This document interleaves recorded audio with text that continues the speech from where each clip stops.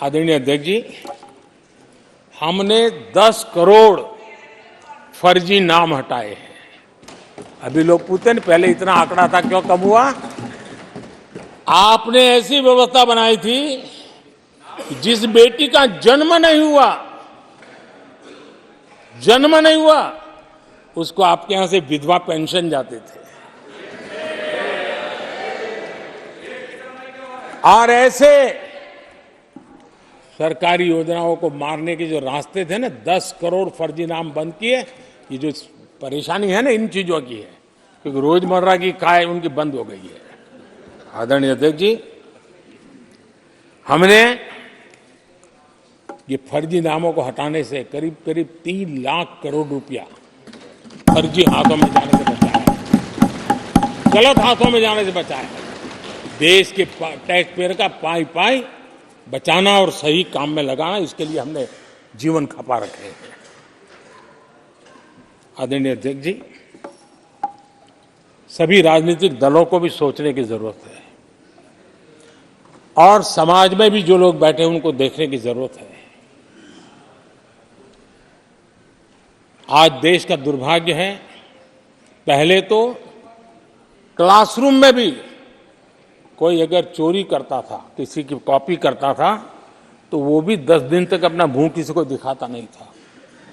आज जो भ्रष्टाचार के आरोप जिन पे सिद्ध हो चुके हैं, जो जेलों में समय निकाल करके पैरोल पर आए, आज वॉशिंग मशीन से भी बड़ा कंधे पे लेकर के महिमा मंडन कर रहे हैं ऐसे चोरों का सार्वजनिक जीवन में।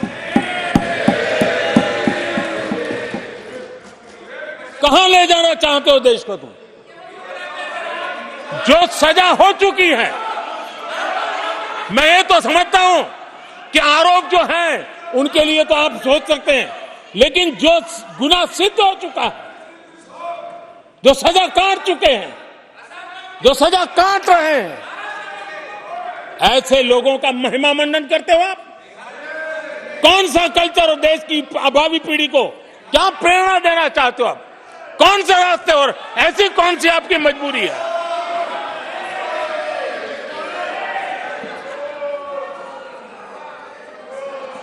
और ऐसे लोगों का महिमा मंडन किया जा रहा है, उनको महान बताया जा रहा है। जहां संविधान का राज है, जहां लोकतंत्र है, माननीय अध्यक्ष जी, ऐसी बातें लंबी नहीं चल सकती हैं। ये लोग लिख करके रखें, ये जो महिमा मंडन का काम चल रहा है उनका, वो अपने ही खात्मे की चिट्ठी पे सिग्नेचर कर रहे हैं लोग।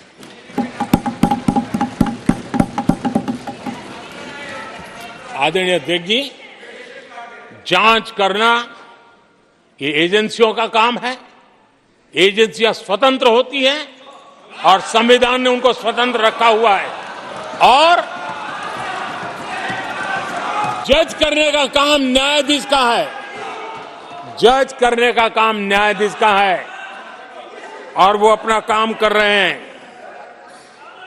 और अध्यक्ष जी, मैं इस पवित्र सदन में फिर से दोहराना चाहूंगा, जिसको जितना जुल्म मुझ पर करना है कर ले, मेरी भ्रष्टाचार के खिलाफ लड़ाई चलती रहेगी।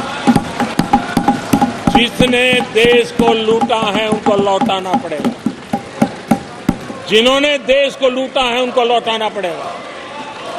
ये मैं देश को इस सदन की पवित्र जगह से वादा करता हूं।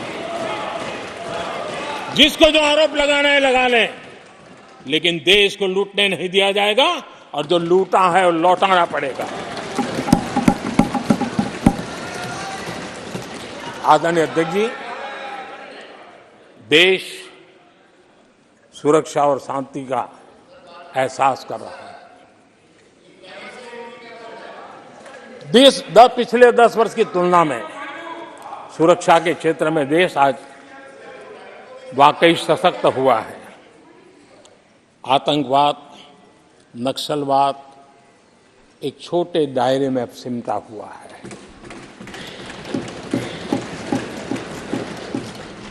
लेकिन भारत की जो टेररिज्म के प्रति जीरो टॉलरेंस नीति है। आज पूरे विश्व को भी भारत की इस नीति की तरफ चलने के लिए मजबूर होना पड़ा। भारत की सेनाएं सीमाओं से लेकर के समंदर तक अपने सामर्थ्य को लेकर के आज भी उसकी ठाक है। हमें हमारी सेना के पराक्रम पर गर्व होना चाहिए। हम कितना ही उनके मोरल तोड़ने की कोशिश करें, मुझे मेरी सेना पर भरोसा है। मैंने उनके सामर्थ्य को देखा है।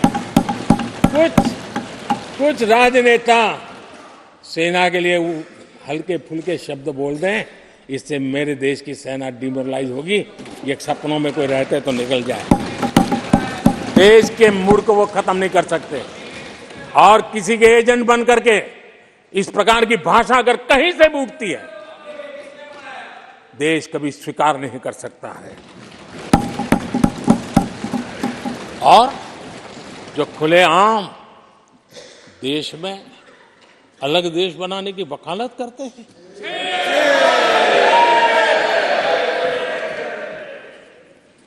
जोड़ने की बातें छोड़ो, तोड़ने की कोशिश करिए। यार, आपके अंदर क्या पड़ा हुआ है? क्या इतने टुकड़े करके अभी भी आपके मन को समाधान नहीं हुआ है? देश के इतने टुकड़े कर चुके हो आप, और टुकड़े करना चाहते हो? कब तक करते रहोगे? आदरणीय अध्यक्ष जी, इसी सदन में अगर कश्मीर की बात होती थी तो हमेशा चिंता का स्वर निकलता था, छिटाकशी होती थी, आरोप प्रत्यारोप होते थे। आज जम्मू कश्मीर में अभूतपूर्व विकास की चर्चा हो रही है और गर्व के साथ हो रही है। पर्यटन लगातार बढ़ रहा है। G20 समिट होती है वहां, पूरा विश्व आज उसकी सराहना करता है। आर्टिकल 370 को लेकर के कैसा हुआ बना के रखा था। कश्मीर के लोगों ने जिस प्रकार से उसको गले लगाया है, कश्मीरी जनता ने जिस प्रकार से गले लगाया है, और आखिर के ये समस्या किसकी देन थी? किसने देश के माथे पर मारा था? किसने भारत के संविधान के अंदर इस प्रकार की दरार करके रखी हुई थी? आदरणीय अध्यक्ष जी, अगर नेहरू जी का नाम लेते हैं तो उनको बुरा लगता है, लेकिन कश्मीर को जो समस्याएं झेलनी पड़ी उसके मूल में उनकी ये सोच थी, और उसी का परिणाम है देश को भुगतना पड़ा। जम्मू कश्मीर के लोगों को, देश के लोगों को नेहरू जी की गलतियों का बहुत बड़ी कीमत चुकानी पड़ी है। आदरणीय अध्यक्ष जी, वो भले गलतियां करके गए, लेकिन हम मुसीबतें झेल करके भी गलतियों सुधारने के लिए हमारी कोशिश जारी रखेंगे। हम रुकने वाले नहीं हैं। हम देश के लिए काम करने के लिए निकले हुए लोग हैं। हमारे लिए नेशन फर्स्ट है। जैसे ही घड़ी का काटा दोपहर 2:30 पे आए, बबीता जी का दिल सास बहू साजिश के लिए मचल जाए। और ये है इनकी बहू, पूरे दिन ऑफिस की टेंशन हो जाए गॉन जब ये करें अपना फेवरेट शो फ्री टाइम पे ऑन। इनकी तरह आप भी देखिए अपना फेवरेट शो अपने टाइम पर, और डाउनलोड कीजिए एबीपी लाइव ऐप अपने स्मार्ट टीवी पर।